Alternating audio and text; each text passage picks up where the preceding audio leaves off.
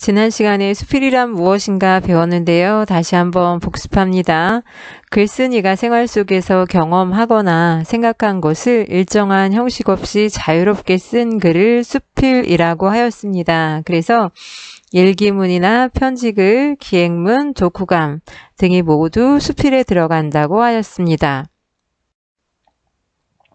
수필의 특성에는 여러 가지가 있는데 가장 큰 특성으로 형식이 자유롭다, 무형식의 형식, 북 가는 대로 썼다라고 할 만큼 특별히 정해진 형식 없이 자유롭게 썼다라고 하였습니다. 또한 글쓴이의 개성이 잘 드러나는 글로 개성적인 글이다, 개성의 문학이다 라는 말을 했는데요. 글쓴이의 인생관과 가치관이 글 속에서 잘 드러나고 문체를 통해서 글쓴이의 개성이 드러난다고 하였습니다. 또한 수필은 비전문적인 글이라고 하였는데요. 누구나 쓸 수 있는 대중적인 글이라고 하였습니다. 어린아이부터 할머니, 할아버지까지 누구나 쓸 수 있는 글이 수필이라고 하였습니다. 또한 자기 고백적인 글이라고 하였는데요. 글쓴이의 생각이나 느낌을 솔직하게 표현하는 글입니다.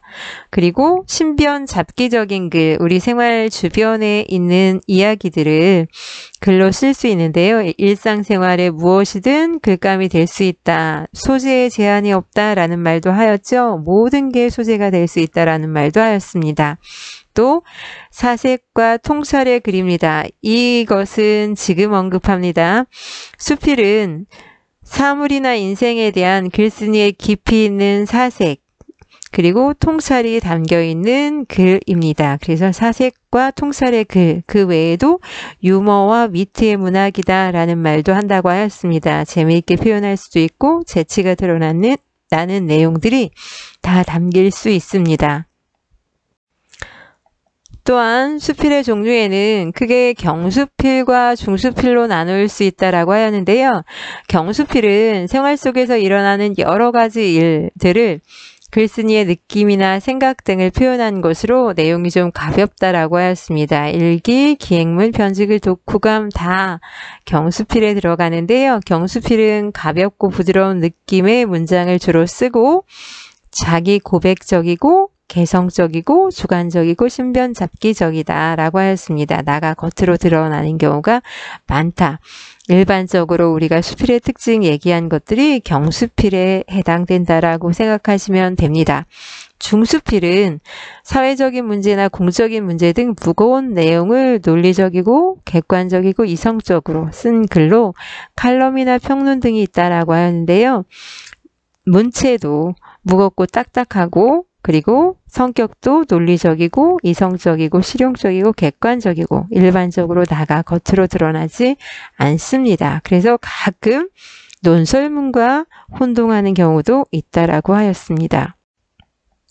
수필에서 개성을 드러내는 방식 한번 살펴본다면 삶의 체험과 행동 방식을 통해서 글쓴이 자신만의 고유한 경험이나 행동 방식을 통해서도 개성이 드러나고요. 대상을 바라보고 해석하는 안목이 사람들마다 다른데 사물에 대한 독특한 관점이나 태도를 통해서 글쓴이의 인생관이나 세계관 등이 드러납니다. 그 속에서 그 사람 특유의 개성이 드러나기도 하고요. 표현 방법이나 문체를 통해서도 개성이 드러나는데 어휘를 선택한다거나 문장을 표현하는 방식 등이 사람들마다 다릅니다. 그래서 문체를 통해서도 글쓴이의 개성이 잘 드러납니다. 또한 수필을 감상하는 방법을 살펴보자면 글쓴이의 경험에 공감하면서 읽을 수도 있고 자기 삶을 돌아보기도 하고 공동체의 가치관이나 윤리를 비교하기도 하는데요.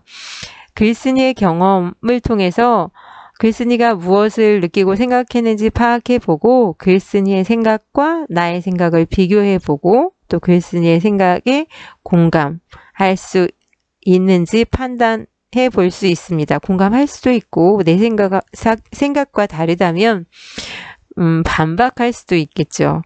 또 자신의 삶을 돌아보기 성찰의 문학이라는 말도 쓸 수 있거든요. 수필은 글쓴이의 경험이 나에게 어떤 의미를 지니는지 또 그 경험으로부터 배울 점은 무엇인지, 어떻게 사는 게 가치 있는지 나의 삶을 돌아보고 반성하고 앞으로 어떻게 살아야 되겠다 이렇게 결심하게 하는 것도 또한 수필입니다.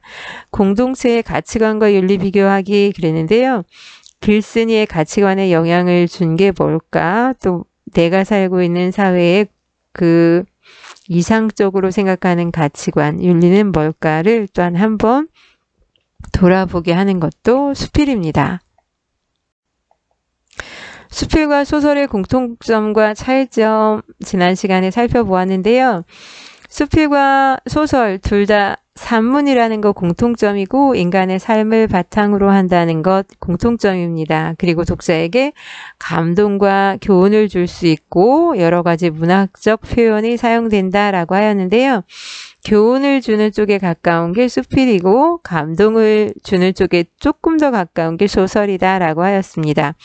수필이 자기가 직접 경험한 것을 쓴 글이라는 점에서 사실이라는 점에서 소설과 다른데요. 소설은 작가가 허구적으로 꾸며냈다라고 하였습니다. 그래서 글 속에 나가 수필이나 소설 속에 둘 다 드러날 수 있는데 수필은 사실의 문학이기 때문에 나는 글쓴이 자신이라면 소설 속에 나는 글쓴이 자신이라고 할 수 없다라고 하였습니다. 작가가 꾸며낸 인물이다라고 하였고 수필은 뚜렷한 정해진 형식이 없이 자유롭게 쓴 글이다. 그래서 자유로운 형식에 제한이 없다. 무형식의 형식이다. 북가는 대로 썼다. 이렇게 형식이 자유롭다는 표현을 다양하게 이야기하는데요. 이에 비해서 소설은 발단, 전개, 위기, 절정, 결말 이렇게 갈등의 양상에 따라서 5단 구성을 취하는 경우가 많다고 하였습니다. 또 수필은 글쓴이의 생각이 소설보다 좀 더 직접적으로 겉으로 드러나는 경우가 많은데요. 소설은 등장인물이나 등장인물의 대화나 또는 사건을 통해서 간접적으로 드러나는 경우가 조금 더 많습니다. 그런 점에서는 차이점이라고 볼 수 있습니다.